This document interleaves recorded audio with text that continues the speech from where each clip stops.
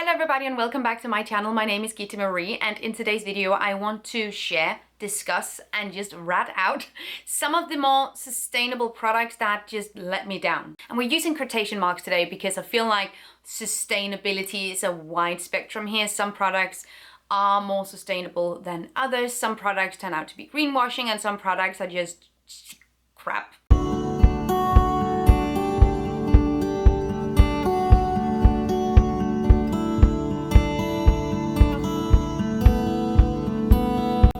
I have a massive bone to pick with any supplier, manufacturer, distributor of these. This is a great little glass container for food storage. I love these. This is not the problem. A lot of more so sustainably oriented brands will sell you a wooden lid, which looks nice, right? Plastic free, the aesthetic is there, looks really sustainable. We love to see it. However, this shit cracks up. Like, I don't soak these, I rinse them gently if there's food on them and dry them off right away. And yet, this lid is only kept together because it has a rubber ring all the way around it. That is the only reason why this is still in one piece. This grinds my gear so thoroughly because, and I want to be productive and practical in this video, so I will show you some alternatives. There are other ways of doing this that are just better, that lasts longer.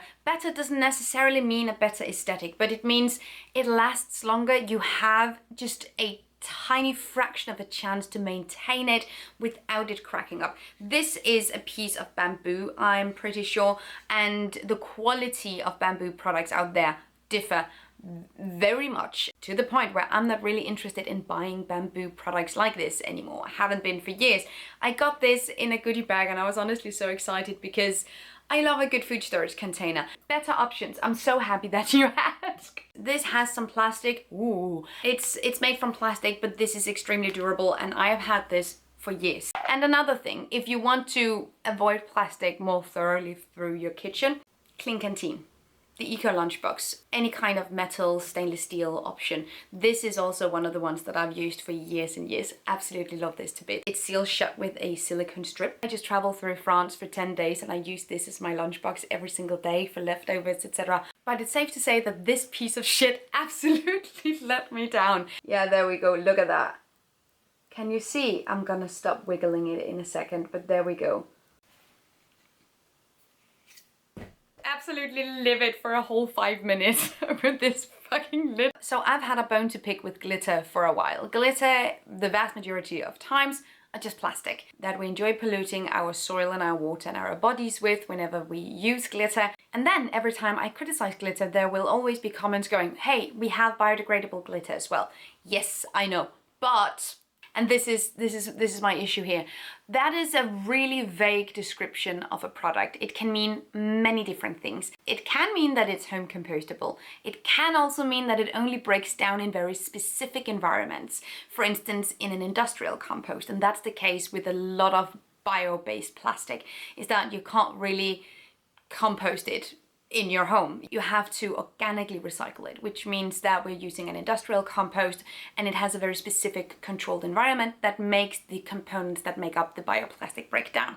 And if that doesn't happen, let's say if you try to home compost it, or if you flush it down the drain, or if you use it and it gets into the environment, it will act the exact same way as plastic. Which means that biodegradable glitter in reality tells us profoundly little of how we're supposed to dispose of or use this product. Some biodegradable glitters are just made from seaweed or sugar, which is fantastic. We know exactly what we can do with seaweed and sugar. Others are not so simple, and those I would still be cautious with. An alternative that I've also seen a million times is mica, which is a mineral, which means that it's completely natural. It also means that it was mined by children.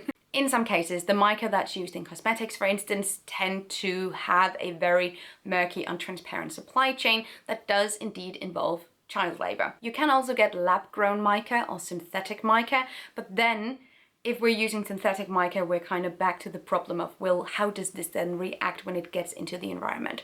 Does it act the same way as plastic, or does it act the same way as a natural mineral? Biodegradable is not a get out of jail free card, and we shouldn't use it that way. So biodegradable glitter also very often let me down. So when I started dabbling in the zero waste lifestyle, which was back in 2015, one of the things that quickly got my attention was sustainable, zero waste, plastic free makeup. I started making a lot of my own makeup and also found brands that did more in terms of refill options, plastic free packaging, etc.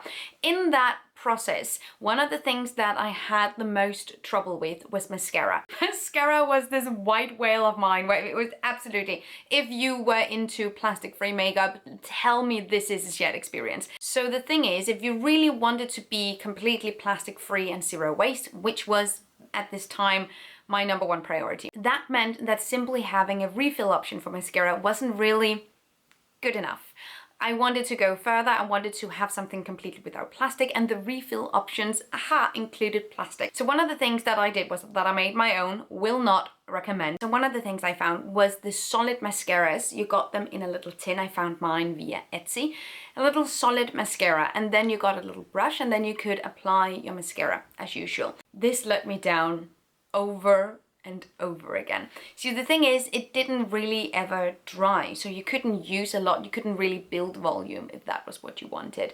And if you were sweating, if you rubbed your eyes, you got the mascara everywhere. It wasn't a good product. I'm sorry. I don't think I'm saying anything controversial at this point. I know you can get tons of stuff like this, products that are more vintage inspired now, where I'm still really inspired by low impact, conscious consuming and the low waste, zero waste lifestyle, but in a more so relaxed, realistic way where it means that I can maintain the lifestyle forever. It means that mascara is one of those things that I've simply just come to acknowledge that I am just using a plastic mascara. A mascara in a plastic container is what I mean. Both has a really great formula, is allergy safe, not tested on animals, etc. And I feel like that is the best that I can do. Could I also choose to then just not wear mascara? Absolutely. If you don't want to, you don't have to. Like, no one has to do anything, especially not wear cosmetic products. You don't have to. The thing is, I want to. That's it. I also want to wear jewelry and have art on my walls. All of these things are not necessary for survival, but yet here we are. If you know something like this that actually works and, works well, please let me know. I am all ears, because so far this has just been one disappointment after another. The first option when it comes to eco-friendly, plastic-free dental floss that I stumbled upon was silk thread. I remember 10 years ago trying this with cotton thread from my sewing kit, and when I tell you that my gums were bleeding like rivers, I would not do that. Luckily, shortly after, it became easier to acquire eco-friendly dental floss. Dental floss made from cornstarch, for instance, rather than plastic. And I used these for a long time, and I think overall these are fine. However, you have to use dental floss that is sustainable in a very different way from normal dental floss. And every time I had people over ask me for a piece of dental floss, they would be completely wrecked by this floss because it breaks a lot easier, which means that you can't really go as far down into your gums, into between your teeth, as you can with regular plastic-based dental floss. Very sustainable, also broke instantly.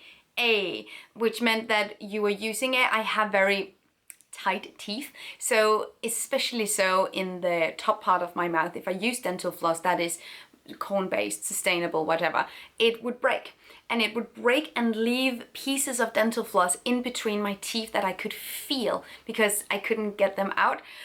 The feeling of having something stuck in your teeth like that. There are, however, options that are better. So you don't have to go silk thread. For the love of God, don't do that. Biodegradable, compostable, eco-friendly, corn-based dental floss. Maybe you have some that works and doesn't break. That's fantastic. The ones that I tried did break though. So what I'm doing instead is that I'm using these. And these are made with 99% recycled plastic, and I recycle them after use as well. And they're absolutely not a perfect solution, but I think when it comes to stuff like this, I would rather be a little less perfect or a little less ideal, but more effective. Now, when it comes to disappointment, there's really no greater disappointment than loving a product, having it meet your expectations in terms of quality and sustainability, and then have the brand that produced that product be sold to Unilever. Now that's disappointing. Of course, I'm talking about Wild. I have been a firm believer in the Wild deodorant, partnered up with Wild many times because absolutely love what they've been doing. However, I'm not going to be partnering up with them in the future. You might still see this because I own it, so I'll continue to use it, of course. But they were recently sold to Unilever. They will ultimately be part of the Unilever ecosystem, which in many ways is not very sustainable nor ethical. It's a bullshit corporation. So obviously that's a goner for me. And that is one of those disappointing things where I really like the product. They also have refill for soaps, etc. Really cool. But it's definitely spicy to partner up or be sold to a massive corporation if the majority of people that buy your products tend to be more so conscious leaning consumers. You can say the same thing for Organic Basics, which were bought up by Delta Galil, which turns out to be an Israeli company based in occupied Palestine. So obviously, also no go. That is the truest form of disappointment. This is the product. If you know a similar product that can fit into this, I am all ears, and this is a big one. But before we get to it, I also ask you guys on Instagram what kind of eco product disappointed you the most. So we will be doing another video where I react to your submissions, which means that if you have any product that has thoroughly disappointed you, leave it in the comments down below and I'll be reacting to them if I agree, and if not, etc. Anyway, my last disappointment is sort of something that we see over and over again, and it's sort of being promoted as super sustainable and really noble and a really ethical form of using waste, and it's just not. It's ocean plastic clothing. What you can see from many different companies is the idea that you can take plastic waste rescued from the ocean, like plastic bottles, and reprocess it into a polyester that you can then use to make clothing. Major problem. Actually, there's several problems, but one of the major problems here is that the supply chains from plastic bottle floating around in the ocean to finished t-shirt is completely untransparent, which means that there are several cases where it has been completely impossible to trace the plastic's origin down. Because it's a very lucrative market to do recycled plastic clothing, there is a lot of material that is being written off as rescued plastic from the ocean that has been nowhere near the ocean. The claims that it comes from the ocean, absolutely no way of clarifying it. The thing that annoys me here is that it speaks to our most noble intentions. We understand that we have plastic pollution in our oceans, and it feels like such an easy and, easy to understand way as well of combating that. Turn it into clothing and Bob's your uncle, that's it. Which means that there is a lot of money in making products like this. And I would advise you, if you see someone claiming that it's made from ocean plastic, to be extremely cautious and to be to the point of cynically doubtful whether or not this is actually true. And to that, I also have two other issues here. First of all, the plastic that is actually pulled from the ocean is in extremely bad condition, which means that you have to add new plastic to it in order to uphold the quality and actually be able to process it, which means that even ocean plastic clothing still has new plastic. Another thing, it's extremely costly to remove plastic from the ocean. It requires a lot of hours being put in by people because you have to pick it out. That takes gear as well. You have to sort it. All this kind of stuff adds up the price for it, which means that if you see rather cheap fast fashion clothing with these claims, it's very likely not true because it is just really costly to do. So if a company is offering it really cheaply, probably not. And then, if you actually have good quality plastic, turning it into polyester clothing is the stupidest thing you can do with that material. Again, plastic is a brilliant material. We can use it in really smart ways. We can use it in construction, for building. There's so many other places where you can use plastic smarter. Turning it into polyester is downcycling it. And it will always be downcycling it. It's a shit kind of material. It releases microplastic every time you use it, which means that functionally you're paying more for a rescued plastic product that will then continue to release microplastic and pollute all over again. Tell your friends, run the other way. And that's it. I know I'm not making things easier or simpler. This was most of all just a rant, just for me to let off some steam. And if you need the same, go for it in the comments. Let me know what products have disappointed you the most, and we're gonna make a part 2. Thank you so much for watching. Have an amazing day, and I will see you guys next time. Take really good care of yourselves. Until then, bye.